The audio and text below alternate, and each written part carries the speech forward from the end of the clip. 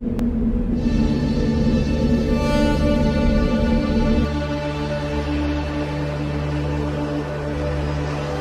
真的去不了了，全部停票了。今天早上我是看到整个武汉市都公交车、地铁全部封城了。当前要继续集中力量抓好湖北省，尤其是武汉市疫情防控。害怕，说不害怕是假的。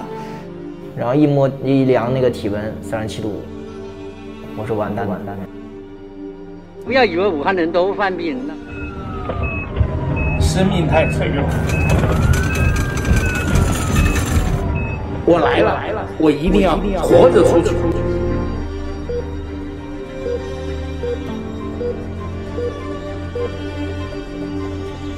这2天，来自上海、浙江、海南、江西的医疗队先后出发。我觉得我的城市并没有停下来，只是它的脚步很慢。那如果我们不去的话，谁去呢？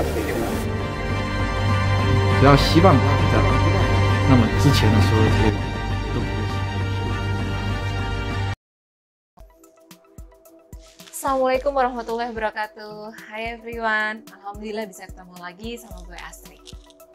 Himbauan pemerintah di berbagai negara kepada rakyatnya dalam masa pandemi COVID-19 ini adalah rakyatnya tetap berada di rumah untuk mengurangi penyebaran virus corona demi kesehatan dan keselamatan. Ya, tetap di rumah. Awalnya semua tampak sederhana ya. Sayangnya setelah berbulan-bulan di rumah, social distancing bagi beberapa orang di sana artinya terjebak bersama pelaku kekerasan. Ya, mereka adalah korban kekerasan dalam rumah tangga atau KDRT. Rumah yang seharusnya menjadi tempat teraman dalam masa pandemi ini, justru banyak perempuan mengalami kekerasan dari rumahnya sendiri. Hal ini bukan isu belaka. Faktanya peningkatan KDRT dalam masa pandemi COVID terjadi di seluruh dunia.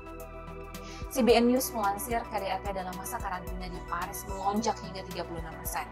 Hal ini serupa dengan KDRT yang terjadi di Turki seperti yang dirilis oleh Daily News.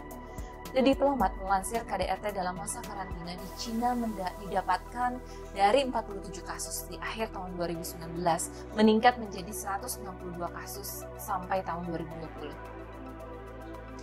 Fenomena ini terus meningkat dari waktu ke waktu di negara-negara yang mengalami pandemi COVID. Seperti dilansir oleh Reuters, panggilan ke hotline bantuan meningkat 3 kali lipat di Tiongkok dan 2 kali lipat di Lebanon dan Malaysia.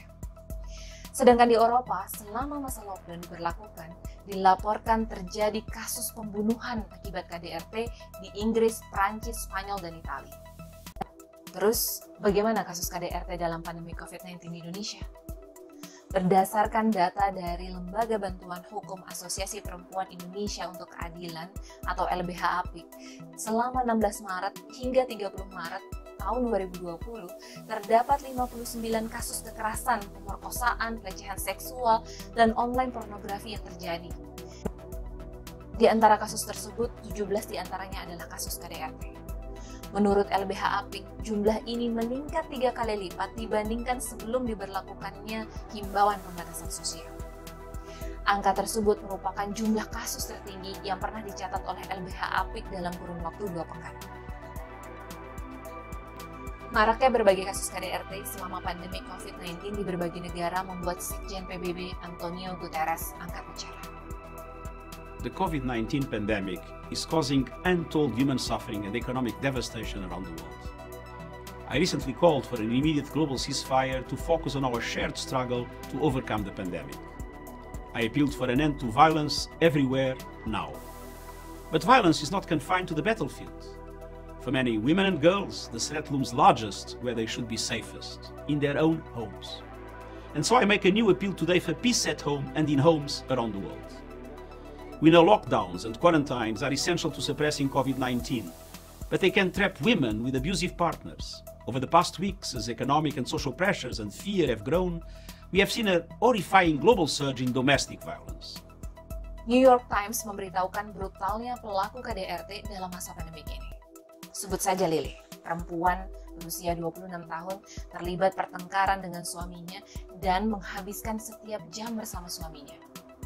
Tanggal 1 Maret, Lili yang sedang menggendong anaknya berusia 11 bulan terus-menerus dipukuli oleh suaminya dengan menggunakan kursi sampai 2 buah kaki kursi yang terbuat dari logam patah.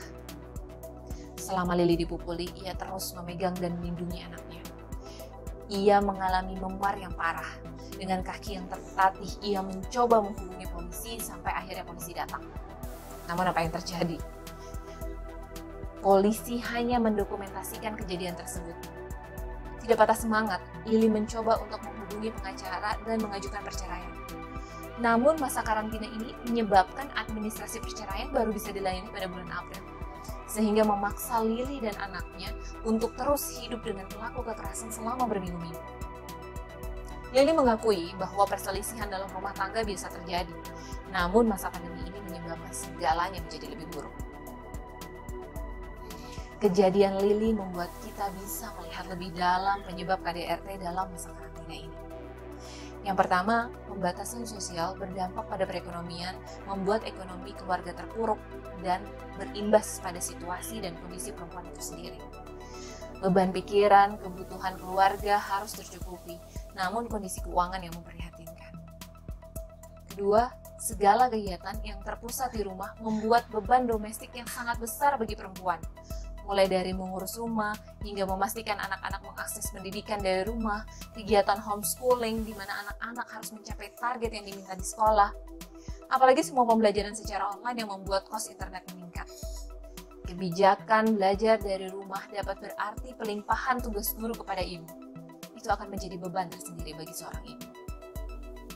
Yang ketiga, masa karantina ini membuat perempuan rentan tertular virus corona baru, karena ia lebih sering keluar rumah dibandingkan anggota keluarga lainnya untuk memenuhi kebutuhan makanan keluarga. Keempat, struktur sosial masyarakat yang masih patriarki juga mengharuskan perempuan berperan sebagai pengasuh, pendidik, memastikan kesehatan keluarga, dan menyiapkan makanan. Kelima, beban perempuan akan bertambah apabila dia juga bekerja di luar rumah atau harus work from home. Penerapan kebijakan pembatasan sosial dan bekerja dari rumah bisa menimbulkan beban berlapis bagi perempuan sebagai ibu dan perempuan pekerja. Di tengah situasi pandemi COVID dan keterpurukan ekonomi, ketika perempuan dianggap tidak mampu menjalankan fungsi domestiknya, perempuan rentan mengalami kekerasan dalam rumah tangga. Bagaimana penanganan COVID-19 di Indonesia? Apakah sudah berbasis gender? Perlu diakui bahwa penanganan dalam masa pandemi ini baru sebatas pada pencegahan, penanganan, dan berbagai upaya untuk menekan penyebaran kasus COVID itu sendiri. Tanpa kita sadari, banyak kasus lain yang juga menjadi prioritas di masa COVID ini.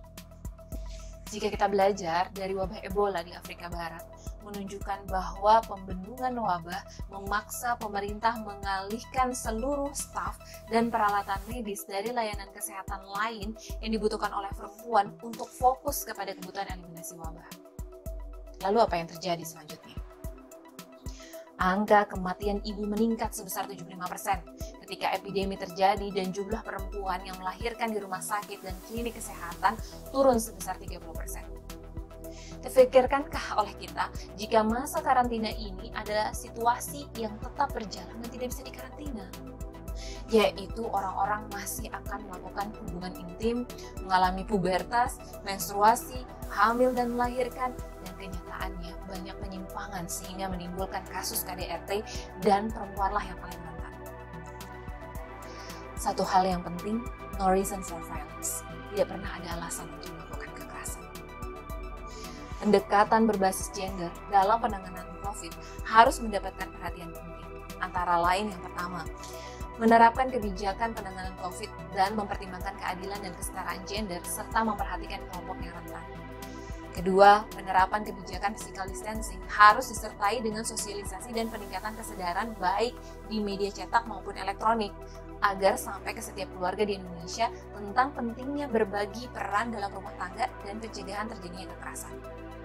Ketiga, mitigasi juga harus melingkupi hilangnya mata pencaharian akibat kebijakan karantina yang ketat, di mana hal itu berpotensi memicu ketegangan dalam rumah tangga dan risiko meningkatnya kekerasan terhadap perempuan dan anak-anak. Keempat, petugas kesehatan sebagai garda terdepan perlu dibekali kemampuan dasar untuk memahami persoalan ketimpangan gender, sehingga dapat memberikan respon yang tepat dalam menangani pasien. Yang kelima, pemerintah wajib menyediakan layanan psikososial, baik untuk yang terdampak pandemi COVID secara umum maupun untuk perempuan, anak, dan kelompok rentan lainnya yang menjadi korban kekerasan berbasis gender, termasuk ketersediaan rumah singgah untuk korban selama pandemi berlangsung. Sudah saatnya kita terus mendorong pemerintah untuk dapat menerapkan penanganan COVID ke arah berbasis gender, agar KDRT atau masalah lain dari dampak COVID-19 bisa terus dikurangi. No reason for violence. Tidak pernah ada alasan untuk melakukan kekerasan. Stay safe everyone. Semoga bermanfaat. Wabillahi taufiq wal hidayah. Wassalamualaikum warahmatullahi wabarakatuh. Bye.